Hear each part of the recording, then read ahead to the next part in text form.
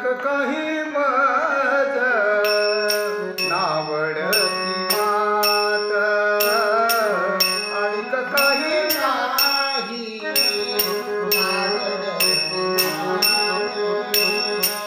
आणिक मज काही नावडती मात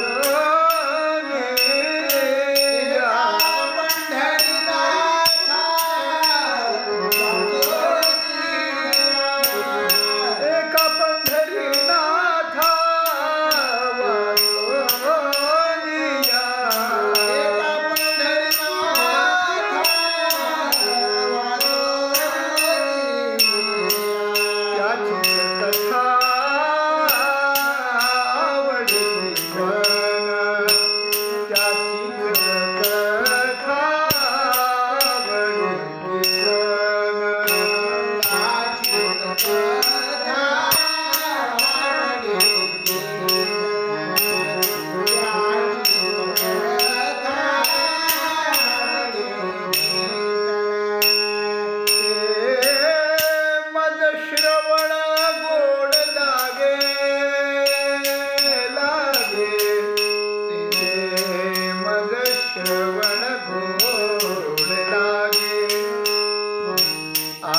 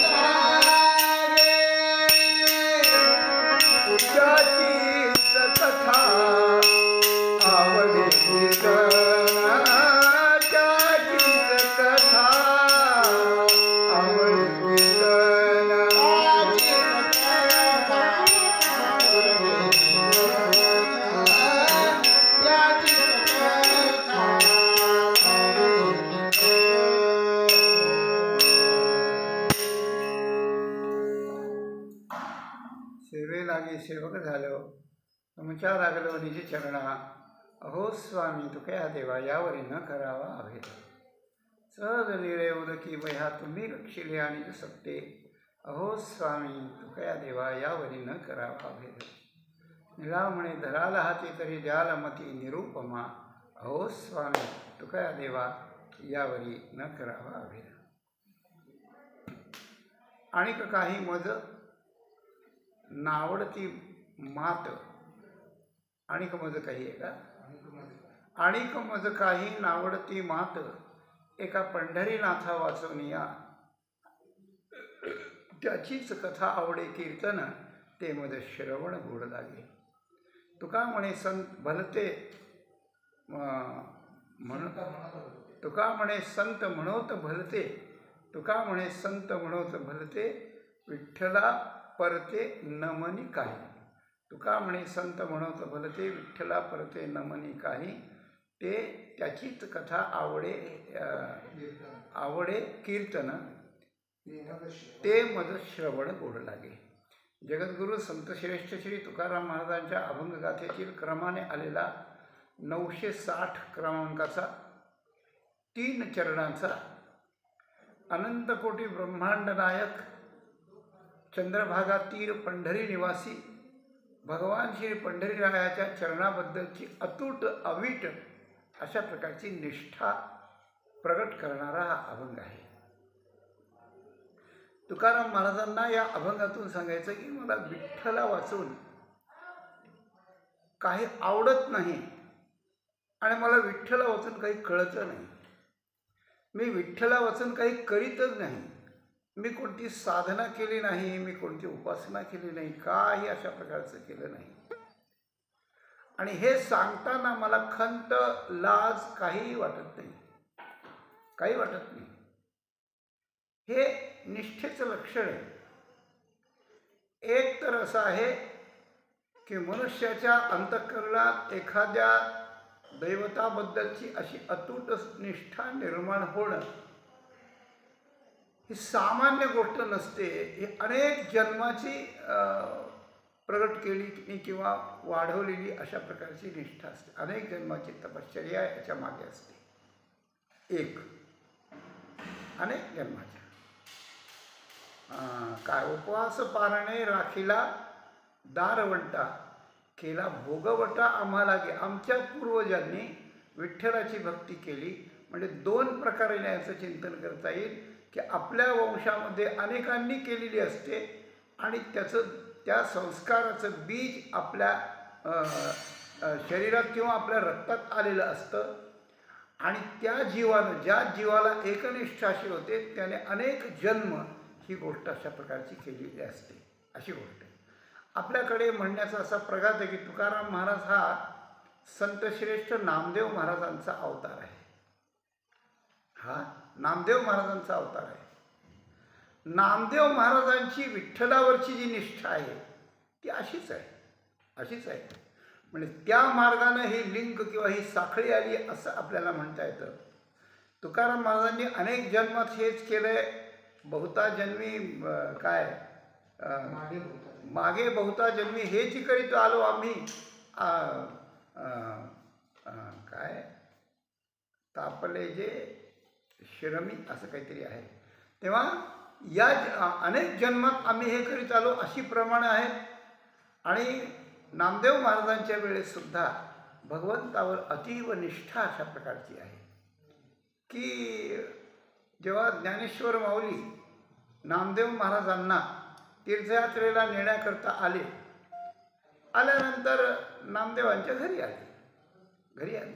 नामदेव हे प्रेम सम्राट आहेत, भगवंताचे एकनिष्ठ अनन्य भक्त आहेत. पांडुरंगाला परम आवडीचे भक्त अशा प्रकारचे आहेत आणि त्यांनाही पांडुरंग आवडतो.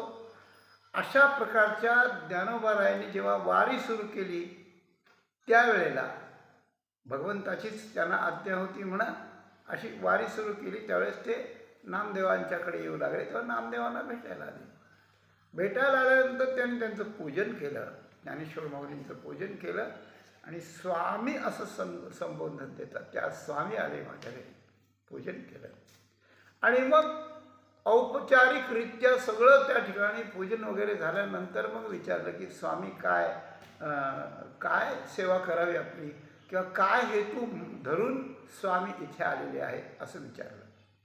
त्यावेळेला ज्ञानोबारायांनी सांगितलं की नामदेवा, आम्हाला तीर्थयात्रेला जायचं आहे आणि त्यावेळेला तुझ्यासारखा प्रेमळ भक्त आमच्या जवळ भजन करण्याकरता असावा अशी आमची इच्छा आहे.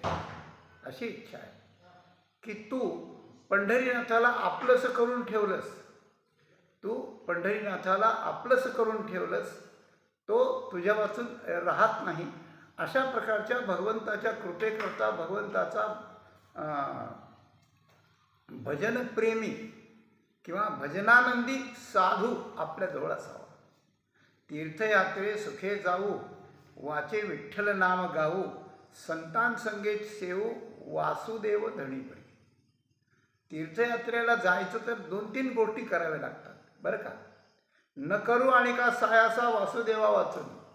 दुसऱ्या उचापती करायच्या नाहीत, खाण्यापिण्यावर लक्ष द्यायचं नाही, कोणाचं निंदा स्तुती काही अशा प्रकारचं करायचं नाही. भगवंताचं नामस्मरण करायचं वाटचाल करताना तीर्थयात्रेची. आणि जिथं आपल्याला बसणं होईल त्या ठिकाणी तात्विक विवेचन, आत्मचर्चा वगैरे हे अधिकारी संतांच्या मुखातून आपण ऐकायची. एवढा तीर्थयात्रेचा कॉमन विधी आहे. बाकीचा स्पेशल विधी असू द्या, पण हा जनरल विधी आहे बरं का. पंढरीला गेल्यावर काय करावं, वृंदावनला गेल्यावर काय करावं, काशीला गेल्यावर काय काय करावं लागतं, हे सगळे त्याचे स्पेशल आहे.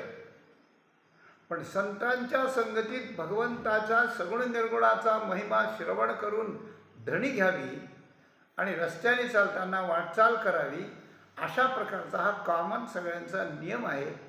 तो नाथ महाराजांनी त्या अभंगात सुखे सेवू ब्रह्मानंद आहे हा जो वासुदेव प्रकरणातला अभंग आहे, त्या तीर्थयात्रा म्हणजे कशी आहे तर ती त्या ठिकाणी सांगितली.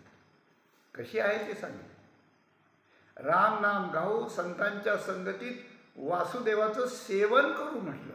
नुसतं श्रवण करू नये, श्रवण करून सेवन करू, त्याचं आस्वादन करू, अंतःकरणात त्याचा अनुभव घेऊ.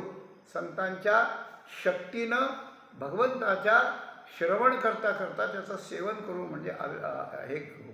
त्याच्याकरता लोभ दौडू, ममता दौडू, आशा दौडू.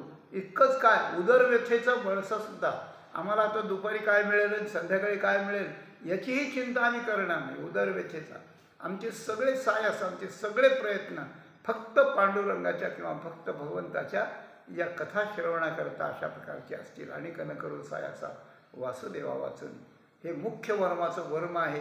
हे केलं की सगळे धर्म आपल्याला त्या ठिकाणी प्राप्त होतात. आवडीने नाम घ्यावं, आवडीने जप करावा, वाट चालताना नामस्मरण करावं. तेव्हा सांगण्याचं तात्पर्य अर्थ असा की असं जर तीर्थयात्रेचं विधान आहे तर अशा यात्रेच्या विधानामध्ये हरीचं नाम गुण रस्त्याने गाण्याकरता गाणारा निष्ठेचा आणि प्रेमळ अशा प्रकारचा भक्त आम्हाला पाहिजे. आमच्या डोळ्यापुढे नामदेवा फक्त तुम्ही आला आहात तर तुम्ही आमच्याबरोबर त्या ठिकाणी चला, अशी गोष्ट.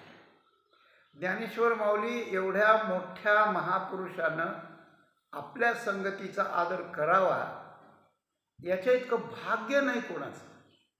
केवढं मोठं भाग्य आहे. हे भाग्य असतानाही नामदेव महाराजांना आनंद झालाच नाही, नाही झाला. मग काय झालं, संकट पडलं. संकट पडलं. एखाद्याने मोठा लाभ आपल्याकडे दिलेला असताना ते संकट आहे म्हणून घेऊ का नको असं म्हणावं आणि सगळ्या लोकांनी त्याला वेड्यात काढावं, असंच हे.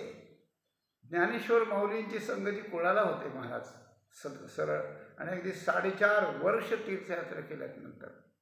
पण त्यावेळेस संकट पडलं आणि संकट पडण्याचं जे कारण आहे ते कारण आजच्या तुकाराम महाराजांच्या अभंगात प्रगट केलेल्या निष्ठेला अनुवंशिक रीतीनं नामदेव महाराजांच्याकडून आलेला हा प्रसाद आहे असं आपल्याला म्हणता येतं.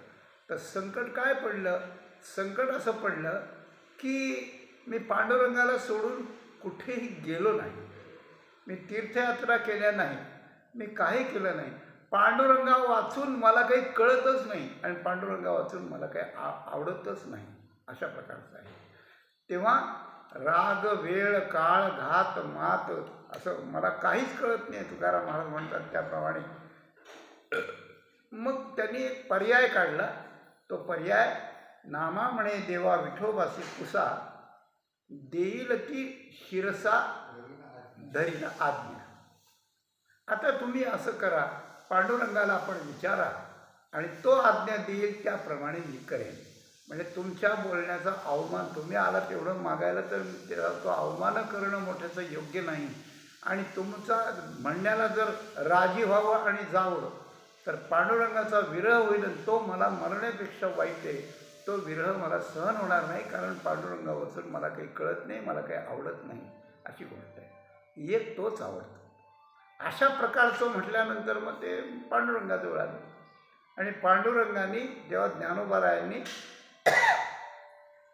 तीर्थयात्रेत याची संगती करावी म्हटलं, पहिल्यांदा भगवानच म्हणले की तू पांढरा स्फटिक मणी शुद्ध आत्मज्ञानानं युक्त आहेस, तुझ्याकडे सगळे तीर्थ तुझ्या पायी येतील, तुला तीर्थाला जायची काय गरज आहे. नाही नाही म्हणे, मला जन्माचं सार्थक करायचं आहे आणि त्याच्यात नामदेवांना बरोबर न्यायचं आहे आणि त्यांच्याबरोबर भजन करायचं. भजन करणाऱ्याबरोबर भजन करणं किती महत्त्वाचं असतं विचार करा, अशी गोष्ट आहे. पण एखादी व्यक्ती भजन करायला लागलेली लोक म्हणतात हे काय डोकं उठायला लागलं, गप्प बस नाही, तिकडे जाऊन करतो, आमची झोप मोडते, असं होईल. तात्पर्य असं आहे की हे जेव्हा ऐकलं देवाने तेव्हा काय तर देव म्हणाले की प्रत्यक्ष ज्ञानेश्वर परब्रह्ममूर्ती करीत असे काय ज्ञानेश्वर करीत असे आदर संगतीचा. केवढे भाग्य आहे तुझं नामे, तुझं भाग्य फार मोठं आहे. मग नामदेव महाराजांना जावं लागतं. परंतु एकच गोष्ट आहे की तीर्थयात्रेला जाण्याची एका देवतेचे पाय धरले आणि त्याच्या वाचून तीच एक देवता असं अनन्य भावानं जर शरण गेलं तर दुसऱ्या तीर्थयात्रा जर घडल्या नाहीत तर त्याचा दोष शास्त्र सांगत नाही, अशी गोष्ट आहे. तीर्थयात्रा कराव्यात की करू नये याच्याबद्दल विचार पुष्कळ आहे. अधिकाराचा विचार आहे, परिस्थितीचा विचार आहे.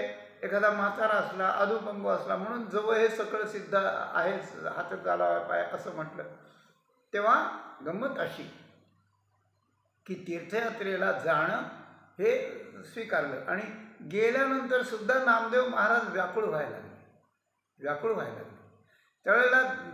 त्यावेळेला म्हणलं की काया वाचा मने आवडे हे वाचा मने मजते रूप आवडे. जे पुंडलिका पुढे उभे असते, पुंडलिकाला पुढे करून जे उभं राहिलं आहे विटेवरती त्याच्या म्हणण्याने, किंवा त्यांनी वीट पुढे फेकताना त्याचं तोंड जिकडं होतं त्याच्या पुढे म्हणजे विटेवर जे उभं राहिलेलं आहे ते रूप मला काया वाचा मनानं आवडतं. दुसरं मला काही आवडत नाही, मला कळत नाही, मला मान्य नाही. हे नामदेवांना का म्हणायची पाळी आली? तर ज्ञानेश्वर माऊलींनी नामदेव महाराजांना म्हटलं की प्रेमाचा जिव्हाळा तुझ्या हृदयाला तू का कळवळा करतोसी? विचारी सावध होऊन भक्त राजा, हां, सुखानंद तुझा तुझे पाशी, तुझ्याची हृदयी कुठे गेला नाही आणि तो सगळीकडे भरलेला आहे. तो काही विटेवरच आहे असं नाही. शुद्ध तत्वज्ञान ज्ञानेश्वर माऊलींनी सांगितलं. पण नामदेव महाराजांनी मात्र म्हटलं की मला तेच रूप आवडतं, ते मला आणा, बाकी तुमचं तुमच्याजवळ राहू द्या, तुमचं तुमच्याजवळ राहू द्या. हां, डोळ्यांनी पाहावा तोच, नयनाने ऐकावा तोच. अगदी इथं तेच वर्णन आहे, सगळ्या अभंगात तेच वर्णन तुकाराम महाराजांनी केलेलं आहे. म्हणून हा प्रसंग आणि या प्रसंगात नामदेव महाराजांचे जे विचार आहेत ते विचार तुकाराम महाराजांच्या आत्ताच्या बोलण्याशी जुळतात. आणि काही माझं नावडे हे मात, मला कोणाची गोष्टच आवडत नाही, गोष्ट आवडत नाही. काय माणसांना अशी सवय असते की कोणाला तरी गाठायचं आणि कोणाशी तरी गोष्टी करायच्या. काय करायच्या? आपल्या तरी सांगायच्या नाही, त्याच्या तरी ऐकायच्या. ती दुसरी बाई भेटली की तिच्या भाऊ बहिणीचा नवरा आणि तिची नणंद आणि तिचे सासरेचे लोक आणि ते कसे आहेत आणि काय. गरज आहे काही माणसाला त्याची? आपल्या सांगण्याची तरी गरज आहे का? नाही. एक आपलं मोठेपण तरी सांगायचं, नाही तर कोणाचं गाराणं तरी करायचं. कोणाचं उणेपण किंवा आपलं मोठेपण हे, आणि त्या ठिकाणी अगदी तिखट मीठ मिरची लावून सांगत बसायचं. यात इतकी रुची असते. आणि आता हे विज्ञान ॲडव्हान्स झाल्यामुळे आता फोनवर मोबाईलवर ह्या गोष्टी किती काही बोलता येतात, म्हणजे काय अडचणच राहिली नाही अशी गोष्ट आहे. म्हणजे काय, आपण जी मात म्हणजे गोष्ट, आपण जी गोष्ट दुसऱ्याला करतो ती आपली स्वतःची किंवा आपल्या संबंधातल्या अनेकांची गोष्ट करतो. काही प्रतिकूल दंभानं मोठं म्हणून सांगतो आणि प्रतिकूल असलं तर द्वेषानं त्याचं न्यूनत्व आपण प्रकट करतो. तुम्ही म्हणतात हे खूप चांगले आहेत, कशात चांगले आहेत, तुम्हाला माहिती का त्यांच्या घरात काय असं म्हणतात. म्हणून मोठेपण सांगितलं अवास्तव की दंभ सिद्ध होतो आणि उणेपण सांगितलं की द्वेष सिद्ध होतो. दुसरं काय सिद्ध होतं? आपल्या वाणीचं, आपल्या तोंडाची वाफ जाते, वाणी खर्च होते, एनर्जी खर्च होते, महत्त्वाचा भगवंतानं मनुष्य देहाला दिलेला वेळ जातो आणि दुसऱ्याची निंदा केल्यामुळे ज्याची निंदा आपण करतो त्याची सगळी पापं आपल्या खात्यावर येतात, अशी गोष्ट आहे. एक दुसऱ्याची मात आपण ऐकतो, कान पाडून ऐकतो, याचं काय झालं, त्याचं काय झालं. खरं असं आहे, कोणत्याही माणसाचा आपल्याशी तसा काही अर्थार्थी संबंध नसतो. आणि दुसऱ्याबद्दल काहीतरी ऐकायचं, दुसऱ्याबद्दल काहीतरी बोलायचं म्हणजे संबंध नसताना आपल्याला त्याच्याशी संबंधित बनायचं, त्याचे दोष आपल्याकडे त्या ठिकाणी घ्यायचे, त्याचा ऋणानुबंध तयार करायचा आणि त्या ऋणानुबंधातून अनेक जन्मात त्याच्याबरोबर जाऊन त्याच्याकडून दुःख करून घ्यायचं आणि आपणही त्याला सुख दुःख द्यायचं, असं म्हणून जन्ममरण गर्भवासन नरकवास भोगायचे. अशा प्रकारचं सगळे जे करतात त्यांना काय असतं, त्यांना दुसऱ्याची मात आवडत असते. आपली सांगायला दुसऱ्याजवळ आवडत असते आणि दुसऱ्याची ऐकायला आवडत असते, अशी गोष्ट आहे. तर परमार्थाचं, भक्तिशास्त्रामध्ये परमार्थाचं मुख्य लक्षण आहे की संसाराबद्दल काहीच आवडू नये माणसाला, काही आवडू नये. आपल्याबद्दल आवडू नये, दुसऱ्याबद्दल आवडू नये. नमस्कार नमस्कार, जय श्रीकृष्ण करावं, बरी प्रकृती, परिवार बरा आहे, चांगलं आहे, ठीक आहे, याच्याविषयी काही नाही. एखादा प्रश्न त्याने विचारला, उत्तर आपल्याजवळ असलं, त्याला आपल्याला सुख समाधान देता आलं द्यावं. आपल्याकडे काही प्रश्न असला आणि त्याच्याकडे उत्तर आहे असं आपल्याला वाटलं तर आपली पण समस्या सांगावी, उत्तर घ्यावं. याच्या पलीकडे दुसऱ्याची काही बोलायचं झालं तर त्या ठिकाणी बोलण्याची नाही, आता देवाविषयी देवाबद्दल बोलत जावं. पंढरीला गेले होते, पांडुरंगाचं दर्शन झालं. काय म्हणला बरं देव, किती वेळ होता तिथे, दर्शन चांगलं झालं का, थांबायला मिळालं का, वगैरे वगैरे अशा संबंधांना बोलत जावं. तात्पर्य त्या ठिकाणी आहे की जिथे परमार्थ पिकला जातो त्यावेळेला वाणी मौन होत जाते आणि इतराबद्दल इतरांनी बोललेलं काही त्या ठिकाणी आवडत अशा प्रकारचं नाही, आवडत नाही, अशी गोष्ट आहे. एखादी गोष्ट परमार्थाचं साधन आहे म्हणून आपण करावं, हा भाग वेगळा आहे. आणि परमार्थात जे आवडावं जे न आवडावं असं जे आहे ते आपल्याला ओरिजिनल आतूनच तेच जे आवडावं, संत म्हणतात, शास्त्र म्हणतात, तेच आपल्याला जर आवडत असेल, याला नैसर्गिकी रती म्हणतात किंवा यज्ञाता नैष्ठिकी रतीही असं म्हणतात. आपोआप आतून असलेली पांडुरंगाची आवड अशी गोष्ट आहे.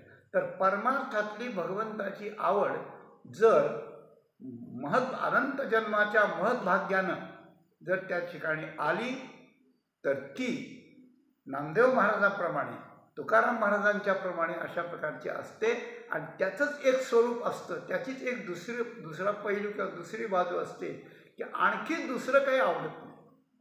पांडुरंगही आवडतो, जगदंबाही आवडते, म्हसोबाही आवडतो, सगळंच आवडतं असं नाही चालत, अशी गोष्ट आहे. म्हणून एकनिष्ठता याला म्हणतात की मी बाकीचं मला काहीच आवडत नाही, अशी गोष्ट आहे. तर गोष्ट अशी आहे की आणि हे मज नावडे हे मात एका पंढरीनाथा वाचली. पंढरीनाथाच्या वाचून मला काय आवडत नाही, पंढरीनाथाबद्दल बोला, अशी गोष्ट आहे. सासूबाईला जावयाची गोष्ट, जावयाची मात, जावयाचा विषय जसा खूप आवडतो तशीच गोष्ट आहे एका पंढरीनाथा वाचून मला काही अशा प्रकारचं आवडत नाही. म्हणून मी प्रपंच ज्यांना आवडतो, प्रपंचाबद्दल जे बोलतात, प्रपंचाचीच कथा जे सांगत राहतात, रेमट कहाणी, त्यांचं मी ऐकत नाही, त्यांच्याजवळ थांबत नाही. असं काय, मग मला काय आवडतं? एका पंढरीनाथा वाचून जर मला दुसरी गोष्ट आवडत नाही तर पंढरीनाथ आवडतो हे सिद्ध झालं बरं का. पंढरीनाथ आवडतो सिद्ध झालं. मग आता एखादी व्यक्ती आपल्याला आवडते, एखादी व्यक्ती आवडत असेल तर ती कशावरून ठरवावी आपण ती व्यक्ती आवडते असं? एखाद्या मुलीला एखादा मुलगा आपल्याला पती निवडायचा म्हणून आवडल्यानंतर गंमत अशी होते की तुला कसा आवडला तो? ती म्हणजे काय नाही, फार स्मार्ट आहे, उंचापुरा आहे, धिप्पाड आहे, चांगलं शरीर यष्टी आहे, गोरा पान आहे, चांगलं अशा प्रकारचं त्याचं रूप आहे, ठीक आहे, आवडला. पण ही आवड किती दिवस टिकणारी आहे? समजा तो केला, त्याच्याशी लग्न केलं, त्याला पोट फुटू नये, मी कशाला नवस करू? पण जर झालं असं काही तर ती आवड संपली, कारण ती त्याची आवड नाही, ती रूपाची आवड आहे, त्याच्या रूपाची आवड. मला तो आवडला, खूप मोठा शिकलेला आहे, बुद्धिमान आहे, अस्खलित इंग्रजी बोलतो, ठीक आहे. ते गेलं की नाही, तो मला आवडला, त्याच्याकडे प्रॉपर्टी, बंगला, गाडी, सगळं अशा प्रकारचं आहे. म्हणजे आवडी, जी व्यक्ती आपल्याला आवडते ती व्यक्ती त्याच्या काही विशिष्ट विशेषणामुळे जर आवडत असेल तर ते विशेषण त्याला जेव्हा सोडून जाईल त्यावेळेला ती आवड त्या विशेषणाबरोबरच नाहीशी होईल आणि हा तिला नावडता अशा प्रकारचं होईल. पण असं आमच्या पंढरीनाथाचं नाही. पंढरीनाथ आम्हाला आवडतो म्हणजे पंढरीनाथ म्हणूनच आवडतो, त्याच्या विशेषणाकरता नाही आवडत. पण त्याचं स्वतःचं जे श्रेष्ठत्व आहे ते आम्हाला निरनिराळ्या माध्यमातून आवडतं. म्हणून जी व्यक्ती आपल्याला आवडते त्या व्यक्तीबद्दल कोणी बोलायला लागलं की आपल्याला आनंद होतो. त्या व्यक्तीची एखादी घटना कोणी सांगायला लागलं की आवड निर्माण होते.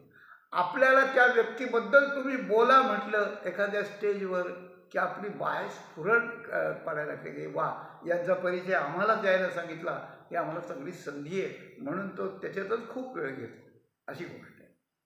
म्हणून एक गोष्ट आहे की जी व्यक्ती किंवा विभूती, तो देव असेल माणूस असेल कोणी असेल, जी व्यक्ती आपल्याला आवडते त्याच्या व्यतिरिक्त इतर कोणीच आवडत नाही.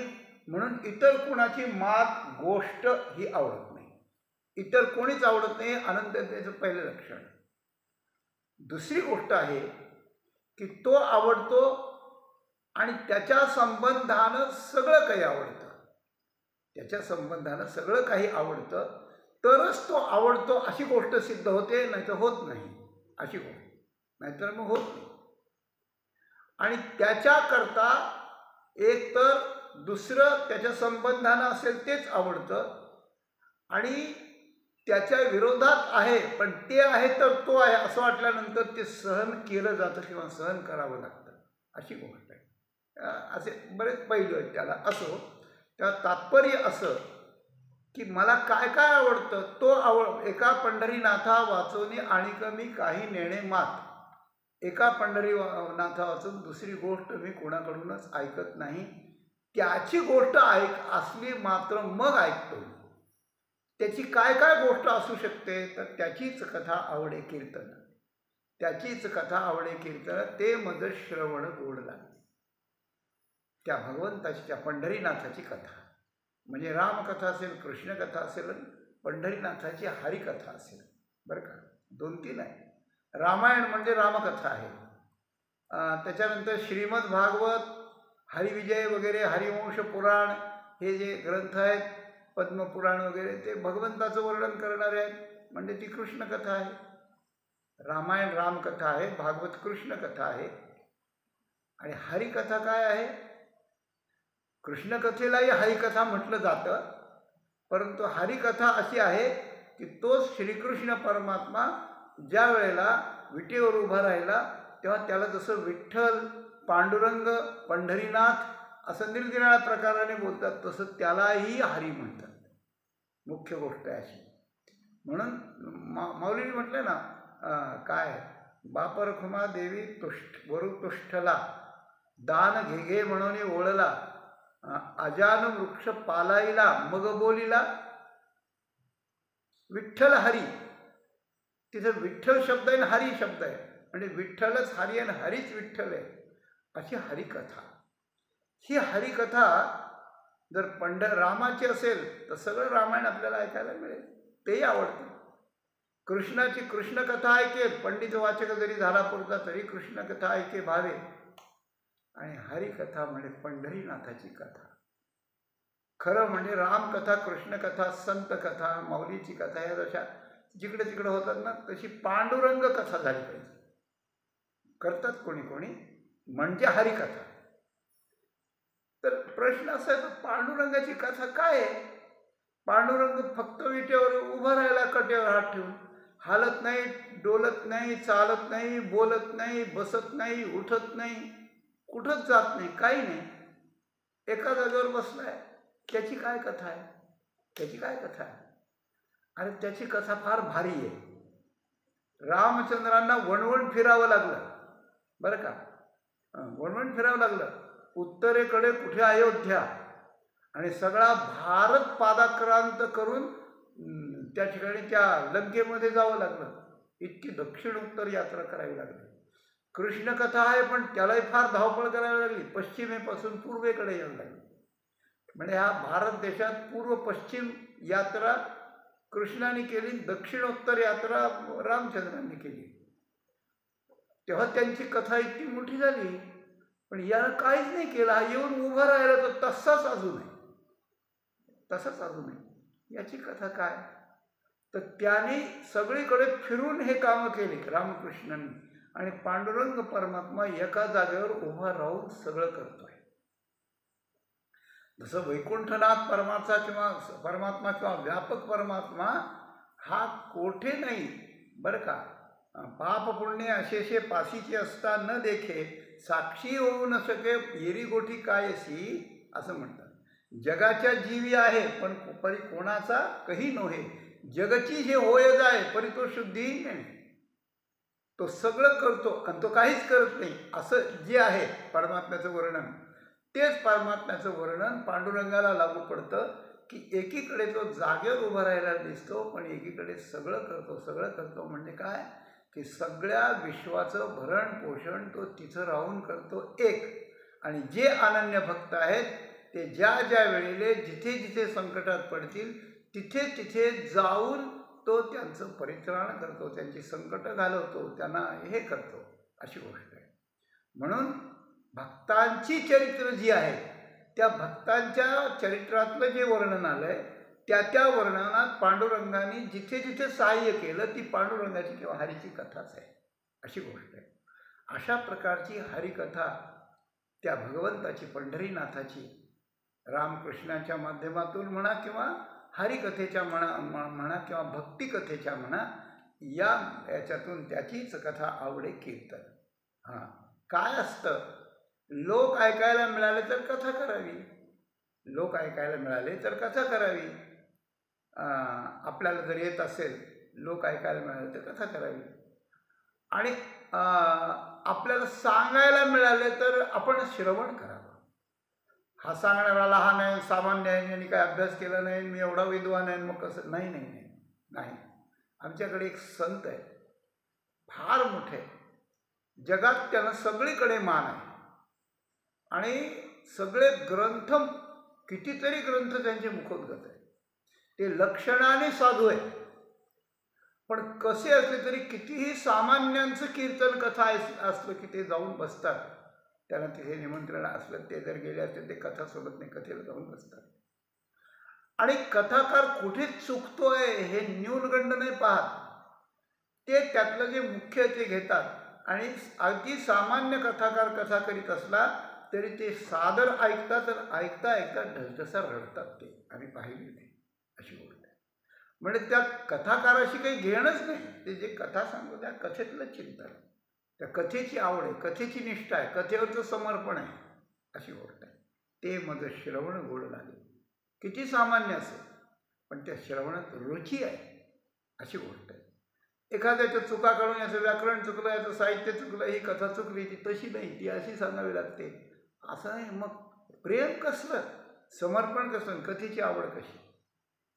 म्हणजे कोणी ऐकायला मिळालं तर आपण कथा सांगावी, कोणी कथा सांगणारा मिळाला तर ते म्हणजे श्रवण गोड लागेल आणि त्याचीच कथा आवडे करण्याकरता.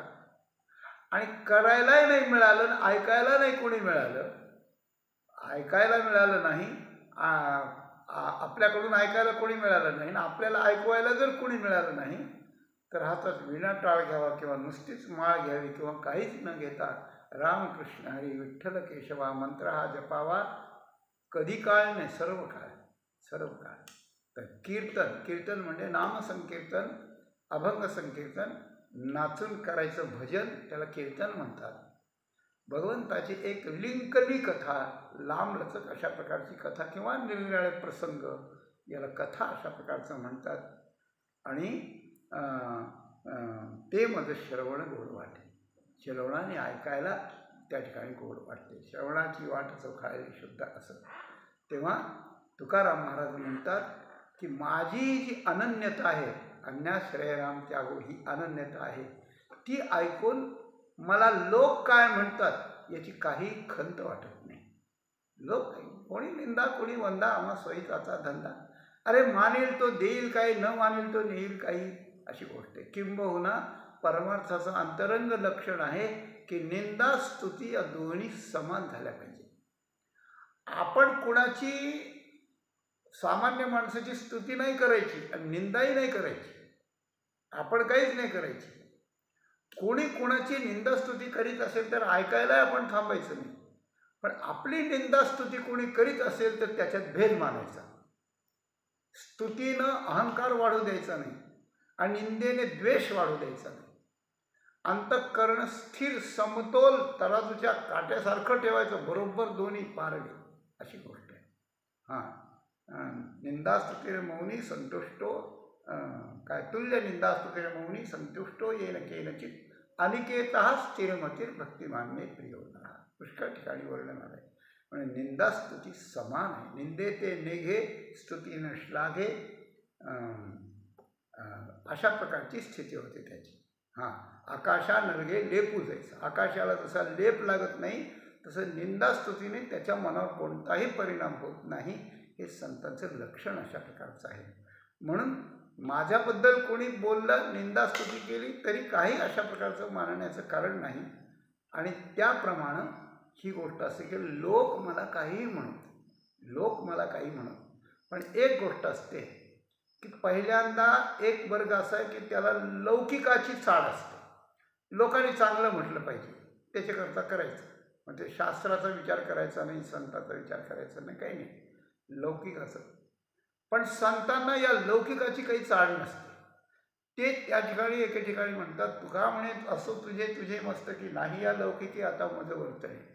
लौकिकाचं काय असतं? लौकिकात नुसता दंभच असतो सगळा, म्हणून लौकिकाची चाड नाही. ठीक आहे, मग कशाची चाड आहे? परमार्थाची चाड आहे. परमार्थाची चाड धरून आपण जे जे करतो ते लोकांना मान्य हो की न हो, पण ते संतांना आणि शास्त्राला तर मान्य झालं पाहिजे, एवढी तरी अपेक्षा असते. तुकाराम महाराजांनी एक धक्का असा दिला की मी जे करतो की पांडुरंगा वाचून मला दुसऱ्याची गोष्टच आवडत नाही. दुसऱ्याची म्हणजे दुसऱ्या कोणी सांगितलेली, दुसऱ्या कोणाची सांगितलेली, मग ती दुसऱ्या देवाची का सांगेना? पांडुरंग सोडून दुसऱ्या देवाची गोष्ट सांगितली तरी मला आवडत नाही, अशी गोष्ट आहे. गोस्वामीजी तुळशीदासजींना कोणी म्हणलं की तुम्ही चला वृंदावनात जाऊ आपण, नाही म्हणे मी राम सोडून कोणाचं दर्शनच घेत नाही म्हणे, अशी गोष्ट आहे. तेव्हा ही एकनिष्ठतेचा एक प्रकार आहे, एकनिष्ठेचा एक प्रकार आहे. म्हणून कोणाचीच आवडत नाही. तर परमार्थाच्या आवडीसाठी व्यवहारातले लोक काही म्हणत त्याची खंत नसते, पण संतांनी तरी बरं म्हणावं अशी अपेक्षा सर्वसाधारण पारमार्थिक माणसाला असते. पण तुकाराम महाराज म्हणतात, तुका म्हणे संत भलते म्हणून माझं काय तिथे, तुका म्हणे भलते म्हणत हे संत, बरं का. तर मला संत भलते म्हणत, संत भलते म्हणत म्हणजे काय की इथे मला संतही नाव ठेवायची शक्यता आहे, संतांनीही नाव ठेवायची शक्यता आहे की तुम्ही असं का करता? पंढरीनाथ आहे, मग भगवान शंकर नाहीत का? मग ब्रह्मदेव नाहीत काय? मग बाकीचे संत नाहीत काय? असं ते होतील. दुसऱ्याची मात आवडत नाही, संसाराची आवडत नाही, बरोबर आहे. सामान्य माणसाची आवडत नाही, बरोबर आहे. पण दुसऱ्या देवतांची आवडत नाही, हे कसं? तर अनन्यता जी आहे याचं उत्तर असं आहे, तुका म्हणे माझं संत म्हणत भलते, तुका म्हणे माझं संत म्हणत भलते. काय पुढे कोणी आहे की इथे?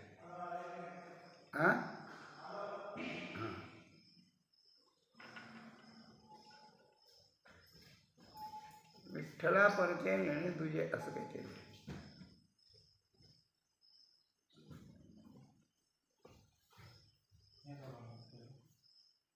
विठ्ठला प्रते न मनी काही, विठ्ठला प्रते न मनी काही असं म्हणत आहे. तर विठ्ठलाच्या पलीकडचं मी काही मनात आणत नाही किंवा म्हणत नाही किंवा जाणत नाही, अशी गोष्ट आहे.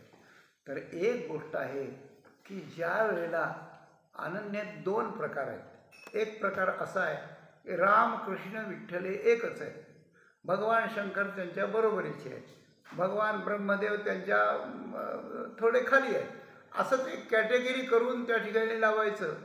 किंवा आपली इष्ट देवताच सगळ्या रूपाने नटलेली आहे अशा प्रकारचं हे करायचं. ब्रह्मदेव तेच आहेत, विष्णू तेच आहेत, शंकर तेच आहेत. ही अनन्यता आहे. पण ही अनन्यता थोडी सामान्य आहे. आणि याच्या पलीकडची अनन्यता आहे की मी दुसऱ्याचा द्वेष करत नाही, पण मला दुसरे माझ्या दृष्टीपुढेच येत नाही, माझ्या लक्षातच येत नाही. माझ्या मेमरीत एकच परमात्मा बसलेला आहे, पंढरीनाथ बसलेला आहे. दुसरं काही मला कळतच अशा प्रकारचं नाही. लहान मुलाला जसं आईशिवाय दुसरं कळतच नाही काही, त्याप्रमाणे ही खरी अनन्यता आहे. ही खरी अनन्यता अशा प्रकारची आहे. ही अनन्यता अशी आहे. त्या रामचरित मानसामध्ये असमस काय म्हटलं आहे, उत्तमके असमस मन माही सपने हो आन पुरुष जग नाही. जे पतिव्रत असतात ते 3 प्रकार केले, उत्तम, मध्यम, अधम. ती अधम पतिव्रता अशी असते की तिला आपल्या नवऱ्याला चुकून दुसरीकडे जायचं असतं, पण वेळ न मिळाल्यामुळे ती जात नाही. ती अधम आहे, बरं का. मध्यम पतिव्रता ती आहे की जिला आपल्यापेक्षा वडील माणसं जगात आहेत ते पित्या समान वाटतात, आपल्या बरोबरीचे ते भावासमान वाटतात, आणि आपल्यापेक्षा जे लहान आहेत ते मुलासमान वाटतात, एक आपला पती सोडून. मग उत्तम पतिव्रतेचं लक्षण काय, तर असमस मन माही आन पुरुष जग नाही. तर उत्तम पतिव्रतेला असं वाटतं की एकच पुरुष जगात आहे आणि तो म्हणजे माझा पती आहे, अन्य पुरुष जगात कोणीच नाही. याचा अर्थ असा की आपल्या अंतःकरणात ती कोणत्या पुरुषाला आठवणीपुरतं सुद्धा, बाकीचं सोडून द्या सगळं, आठवणीसुद्धा की अमुक अमुक एक पुरुष आहे, अशा प्रकारचं अंतःकरणात त्याच्या स्मरणालाही स्थान देत नाही, अशी गोष्ट आहे. म्हणजे आपलं अंतःकरण स्मरण आणि सेवेकरता तिनं पतीला इतकं दिलेलं असतं की ते आता दुसऱ्याला देणे नाही, दुसऱ्याला देणे नाही. एखादं वस्त्र आपण येऊन वापरल्यावर फाटेपर्यंत आपणच वापरतो, कुणाला द्यायचं नाही. हे जसं अशा प्रकारचं आहे. एखादं आसन आपण एखाद्या महापुरुषाला देतो, त्याच्याकरताच ते वापरायचं, दुसरं कोणी वापरायचंच नाही. त्याप्रमाणे आपलं अंतःकरण नावाचं जे आसन आहे किंवा जे काही आहे ते आपल्या पतीला जिनं समर्पण केलं आहे, तर दुसऱ्या पुरुषाला पुरुष म्हणूनही त्याच्यात स्थान नाही. अगदी त्याप्रमाणे ज्या श्री तुकाराम महाराजांचं अंतःकरण भगवद्रूप विठ्ठलरूप, त्या ठिकाणी विठ्ठला परते नमनी काही त्याच्यापासून जो काही नाहीच. पहिल्या चरणात सांगितलं पंढरीनाथा वाचून मला दुसरं काही आवडत नाही. दुसऱ्या चरणात सांगतं त्याच्या संबंधाने जे ते सगळं आवडतं, कथा कीर्तन आणि श्रवण. त्याच्या संबंधा वाचून काहीच आवडत नाही पहिल्या चरणात. त्याच्या संबंधानं जे आहे ते सगळ्या बाजू आवडतात दुसऱ्या चरणात. आणि त्याच्या वाचून माझ्या मनात मी काहीच आणू शकत नाही, काही जाणत नाही, बुद्धीत नाही, मनात नाही, आणू शकत नाही, अशा प्रकारचं. मग त्याच्याकरता मला संत भलते म्हणत, ते काही म्हणेनात का, पण त्याने काही म्हणावं मी त्याला परवा करू नये असं नाही आहे, पण मला कळतच नाही, माझ्यात ते शिरत नाही, मी काय करू त्याला, अशी गोष्ट आहे. तर हे अतिशय श्रेष्ठ अनन्यतेचे लक्षण आहे. पंढरीची वारी आहे माझ्या घरी, आणिक न करी तीर्थव्रत, व्रत एकादशी करीन उपवासी, गाईन आहारनिशी मुखी नाम विठोबाचे गाईन मी वाचे, बीज कल्पांतीचे तुका म्हणे. ही अनन्याच्या तिथं आहे. निष्ठावंत भाव भक्ताचा स्वधर्म हाही अभंग असाच आहे. तात्पर्य असं आहे की तुकाराम महाराजांची भगवान पंढरीनाथाच्या विषयी जी अनन्यता आहे ती अलौकिक आहे, म्हणून तो पांडुरंग परमात्मा त्यांना अतीव प्रसन्न होतो. पहिल्यांदा त्यांना दर्शन देतो, त्यांच्या व्यावहारिक संकटात त्या ठिकाणी धावून जातो.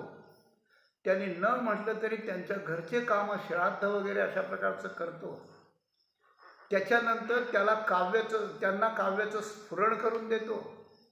त्यांच्या गुरु परंपरा निर्माण करण्याची आणि त्यांना गुरु मिळवून स्वप्नात देण्याची व्यवस्था करतो, त्यांना व्यवस्था करतो, त्यांना निरनिराळ्या प्रकारानं त्यांची कीर्ती दिगंत वाढवितो आणि शेवटी त्यांना गरुडावर वाहनावर बसून विमानात बसून वैकुंठाला नेण्याकरता स्वतः जातीनं धावून येतो. इतका पंढरीनाथ तुकाराम महाराजांच्या पुढे पुढे करतो. याचं कारण ते तितके अनन्य आहेत.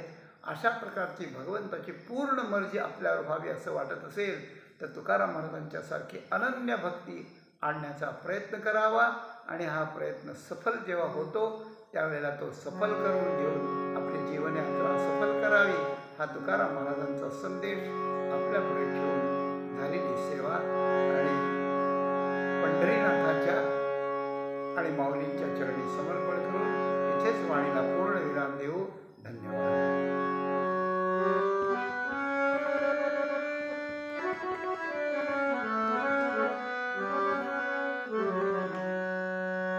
तुका म्हणे संत म्हणोत भलते, तुका म्हणे संत म्हणोत भलते,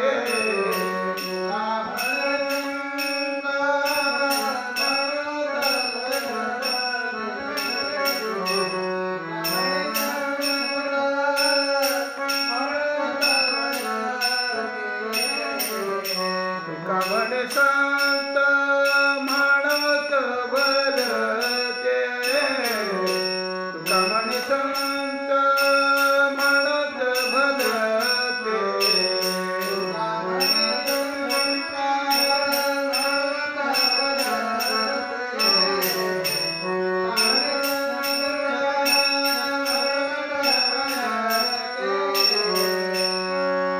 विठ्ठला परते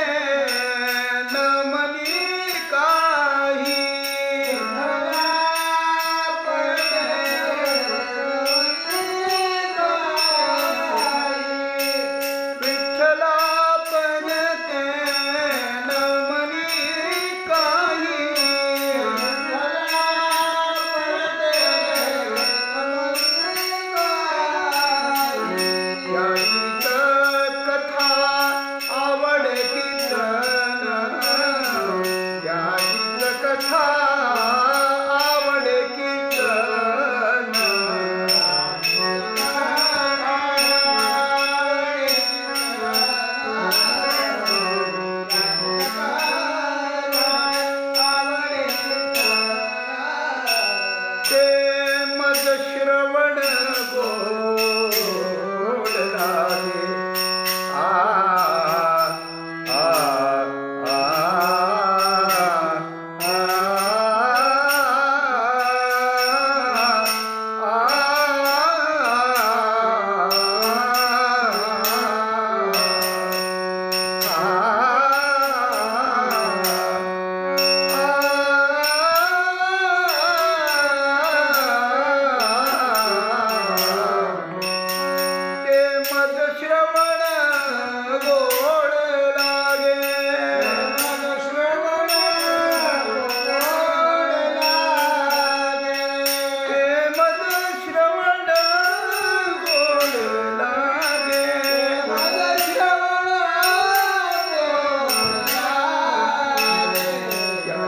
कथा आवडे कीर्तन, याची कथा आवडे कीर्तन,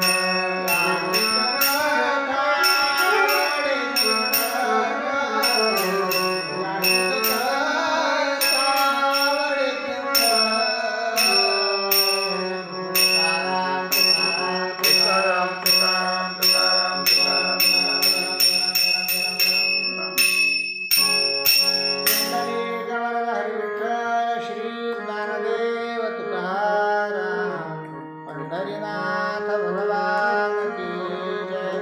माऊली ज्ञानेश्वर महाराज की जय. जगद्गुरु तुकाराम